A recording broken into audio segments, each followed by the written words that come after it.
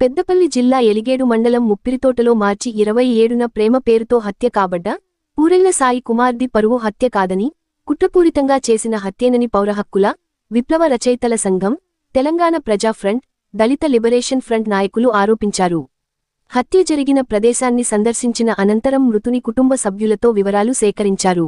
అనంతరం పెద్దపల్లి ప్రెస్ క్లబ్లో సోమవారం నిర్వహించిన విలేకరుల సమావేశంలో పౌరహక్కుల సంఘం రాష్ట్ర సహాయ కార్యదర్శి మాదన కుమారస్వామి, దళిత లిబరేషన్ ఫ్రంట్ రాష్ట్ర ప్రధాన కార్యదర్శి మార్వాడి సుదర్శన్, తెలంగాణ ప్రజా ఫ్రంట్ పెద్దపల్లి జిల్లా కన్వీనర్ గుమ్మడి కొమురయ్య 27 మార్చి 2025న ఎలిగేడు మండలం ముప్పిరితేట గ్రామంలో గౌడ కులానికి చెందిన 20 సంవత్సరాల యువకుడు సాయి కుమార్ ముదిరాజు కులానికి చెందిన యువతితో ప్రేమ వ్యవహారంలో పరువు హత్యగా గావించబడ్డ నేపథ్యంలో పేపర్ కథనాల మేరకు ఈరోజు 31 మార్చి 2025న పౌర హక్కుల సంఘం, తెలంగాణ ప్రజా ఫ్రంట్, విరసం, దళిత లిబరేషన్ ఫ్రంట్, ప్రజా సంఘాల నాయకుల ఆధ్వర్యంలో 9 మంది సభ్యుల గల బృందం ఈరోజు ఉదయం ముప్పిరితోట గ్రామంలో ఉన్న హతుని ఏదైతే సాయి కుమార్ కుటుంబ సభ్యులను, తల్లి, తండ్రి, బంధువులను కలిసి సేకరించిన నిజ నిర్ధారణ వివరాలు. తల్లిదండ్రుల ప్రకారం, గ్రామస్తుల కథనం ప్రకారం సాయి కుమార్ గౌడ కులానికి చెందిన 10th పాస్ అయిన యువకుడు. తను కొరియర్ సర్వీస్గా వెహికల్ డ్రైవర్గా పనిచేస్తున్నాడు. అదే గ్రామానికి చెందిన ముదిరాజు కులానికి చెందిన అమ్మాయి పెద్దపల్లిలో డిగ్రీ 2nd ఇయర్ చదువుతూ హాస్టల్లో ఉంటుంది. వీళ్ళు గత 2 సంవత్సరాలుగా ప్రేమించుకుంటున్నారు. పెళ్లి చేసుకునే ఒక నేపథ్యం కూడా ఉన్నది వీళ్ళ మధ్యలో. అయితే వీళ్ళ ప్రేమ వ్యవహారం గ్రామస్తులతో పాటు అబ్బాయి తల్లిదండ్రులకు, అమ్మాయి తల్లిదండ్రులకు కూడా తెలుసు. అబ్బాయి తల్లిదండ్రులతోటి అమ్మాయి ఫోన్లో మాట్లాడేది, నేరుగా కలిసేది. అబ్బాయిని కూడా అమ్మాయి తల్లిదండ్రులు వాళ్ళ పెద్దమ్మ తల్లి బోనాల పండుగ సందర్భంగా పెద్ద పేరు తీసుకొచ్చి బట్టలు కొనుక్కోవడం ఇది నేపథ్యం. ఆ గ్రామంలో గౌడ కులానికి చెందిన 5 కుటుంబాలు, అట్లాగే ముదిరాజ్ చెందిన కుటుంబాలు 5 కుటుంబాలు గతంలో ప్రేమ వివాహం చేసుకున్నారు. 4 గౌడ యువకులు, 4 ముదిరాజ్ అమ్మాయిలు, ఒక గౌడ అమ్మాయి, ఒక ముదిరాజు అబ్బాయి, అంటే 5 కుటుంబాల మధ్యలో ప్రేమ వివాహం జరిగిన చరిత్ర ఉన్నది. ఇటువంటి చరిత్రలో ఇప్పుడు సడన్గా వాళ్ళ 2 కుటుంబాల మధ్యలో అంగీకారం ఉన్న నేపథ్యంలో కొద్ది రోజుల క్రితం ఆ గ్రామంలో ఒక పెళ్లి సందర్భంగా ఈ అమ్మాయి తల్లి యొక్క ప్రోద్బలంతో చీకటి హరీష్ అనే వ్యక్తి, ఆ చీకటి హరీష్ వ్యక్తి కూడా గౌడ కులానికి చెందిన వ్యక్తే. ఆ వ్యక్తిని అమ్మాయి పెళ్లి చేసుకోవాలని, ఆ హరీష్ తోటి పెళ్లి కావాలి, హరీష్ పట్ల చనువుగా ఉండాలి అని ఇంకా చాలా వేధింపులు చేస్తే దాన్ని ఆ అమ్మాయి ఇష్టపడని నేపథ్యంలో అబ్బాయి సాయి కుమార్ తల్లిదండ్రులు కూడా చెప్పిన నేపథ్యం ఉంది. అయితే ఒకనాడు పెళ్లి బరాత్లో దాడి చేసింది అబ్బాయి మీద. ఆ దాడి చేసింది చీకటి హరీష్ నేతృత్వంలోనే. ఆ చీకటి హరీష్ దాడి చేసిన తర్వాత అబ్బాయి తండ్రి పోలీసులకు, జూలపల్లి పోలీసులకు 22 ఆగస్టు 2024 దాడి జరిగితే 23 నాడు పోలీసు జూలపల్లి పిఎస్లో కంప్లైంట్ చేసిండ్రు తలకు గాయాలని. తర్వాత వినాయక నిమజ్జనం సందర్భంగా కూడా ఈ సాయి కుమార్ను అంతమొందించాలని చెప్పేసి మరొకసారి దాడి చేస్తే 100కు డయల్ చేసింది. ఇది నేపథ్యం. గ్రామంలో చాలామంది పెద్ద మనుషులు, ముదిరాజు కులం పెద్ద మనుషులు, గౌడ కులం పెద్ద మనుషులు ఈ అబ్బాయికి ఎప్పుడు పెళ్ళి అవుతుంది, ఎప్పుడు దావతిస్తుందనే నేపథ్యం. అంటే ఇవన్నీ వివరాలు మనకేం చెప్తున్నాయంటే ఈ కులానికి సంబంధించిన జరిగిన ఇది హత్య కాదు, ఇది పరువు హత్య కాదు అనేది ఒక నేపథ్యం. అయితే మార్చి 27 నాడు తన సాయి కుమార్ బర్త్డే సందర్భంగా కుట్రతోటి సదయ్య అమ్మాయి తండ్రి సదయ్య, తల్లి సమత, వాళ్ళ మేనమామ రంగాపూర్కు చెందిన సారయ్యలు కుట్రతోటి చీకటి హరీష్ వాళ్ళ తండ్రి ప్రోద్బలం మల్లయ్యతోటి జరిగిన మేరకు ఒత్తిడి మేరకే వీళ్ళ ఆ రోజు కరీంనగర్ తన బర్త్డే సాయి కుమార్ బర్త్డే అని చెప్పేసి కరీంనగర్కి వెళ్ళడం జరిగింది. పెద్దపల్లిలో శివాలయం వీళ్ళు పోయి తిరిగి హాస్టల్లో దింపిపోతున్న సందర్భంలో అమ్మాయి తండ్రి సదయ్య అమ్మాయిని బెదిరించి ఎట్లయినా అబ్బాయిని హత్య చేస్తా అని చెప్పడం విషయాన్ని ఆ అబ్బాయి తల్లిదండ్రులకు ఫోన్ చేసి చెప్పింది.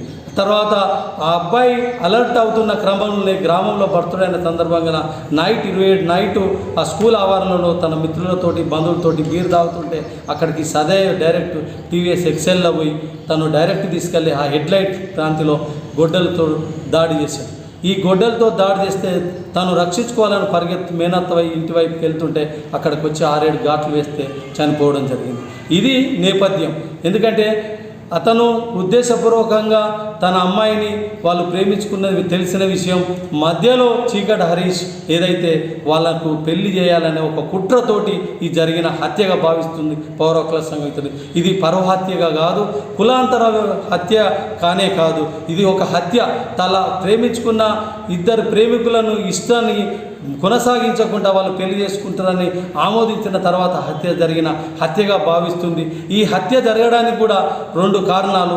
ఏదైతే వాళ్ళు పోలీసులకు గతంలో ఫిర్యాదు చేసినా కూడా పోలీసులు సకాలంలో స్పందించలేదు. అంటే వాళ్ళు కూడా అబ్బాయి తండ్రి తరఫున కూడా వాళ్ళు తర్వాత పిటిషన్ ముందుకు తీసుకెళ్లే క్రమం చేయలేదు. తర్వాత గ్రామంలో మనకు తెలిసి ఏదైనా గ్రామంలో ప్రేమ వ్యవహారం జరిగిన తెలంగాణ ప్రభుత్వంలో గత కొద్ది రోజులుగా ప్రణయ్ తర్వాత అమృతల నేపథ్యంలో ప్రణయ్ని హత్య జరిగింది నల్గొండల. దాని తర్వాత మొన్ననే కోర్టు కూడా శిక్ష విధించింది. అంటే చాలా జరుగుతున్నాయి కులాంతర మతాంతర హత్యలు. వీటన్నిటి మీద ప్రభుత్వం ప్రధాన బాధ్యత వహించి ఒక జిల్లా ఎస్పీ జిల్లా కలెక్టర్ ఆధ్వర్యంలో ఒక కమిటీ వేయాల్సి ఉండే, కానీ ఇప్పటివరకు అటువంటి ఎక్కడ లేవు.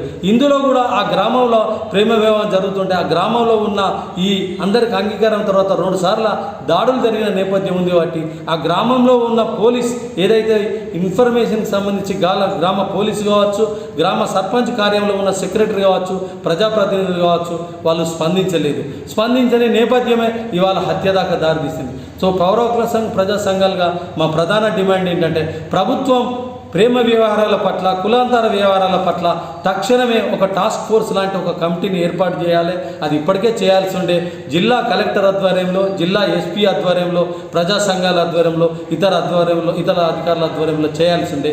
అది చేయలేదు. ఇందులో ఇప్పటికైనా అది చేయాలి. అట్లాగే మండల కేంద్రంలో తర్వాత గ్రామ స్థాయిలో, జిల్లా స్థాయిలో కూడా ఈ 3 లెవెల్లో కూడా ఒక కమిటీలను కాన్స్టిట్యూట్ చేసి అందులో ప్రజా సంఘాలతో పాటు మేధావులను కూడా కాన్స్టిట్యూట్ చేసి ఈ కులాంతర మతాంతర లేదా ప్రేమ వివాహాల పట్ల ఒక సానుకూల వైఖరి తీసుకొని రావాలి. ఎందుకంటే సమాజంలో ఓ విద్వేషపూర్వమైన వాతావరణం జరుగుతుంది ఈ హత్యల నేపథ్యంలో.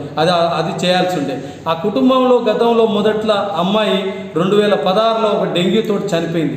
డెంగ్యూ అంటే ప్రభుత్వం ఆ మధ్యకాలంలో గత బీఆర్ఎస్ ప్రభుత్వం డెంగ్యూ వ్యాధి ప్రబలుతుంటే వాళ్ళు పట్టించుకోలేదు. దానివల్ల దళిత లిబరేషన్ ఫ్రంట్ రాష్ట్ర ప్రధాన కార్యదర్శి ఈరోజు నిర్ధారణ కమిటీ అన్నది ముప్పిడి గ్రామానికి వెళ్ళింది. పేపర్లలో కనబడ్డది ఏంటంటే పరువు హత్య అని, కులాంతర వివాహ హత్య అని. ఇది వాస్తవానికి కులాంతర వివాహ హత్య కాదు, పరువు హత్య కాదు. ఒకవేళ పరువు హత్యనే లేకుంటే కులాంతర వివాహ హత్య అయితే ఆ ఊరిలో 5 మర్డర్లు జరగాలి. మరి దీనికి ప్రధాన కారణం ఏంటిది అని అంటే 2 సంవత్సరాల నుంచి అమ్మాయి ప్రేమించుకుంటున్నారు. మరి ఇచ్చిపోతుల కాడ కూడా మాట్లాడుకున్నట్టుగా కనబడుతుంది. కానీ తల్లితోటి ఉన్న సంబంధాలు హరీష్ అన్న వేరే వ్యక్తి గంజాయి మాఫియాలతోటి కలిసి ఉండే ఆ వ్యక్తి అతడు ఇవాళకు 2 సార్లు అబ్బాయి పైన దాడి చేయించాడు.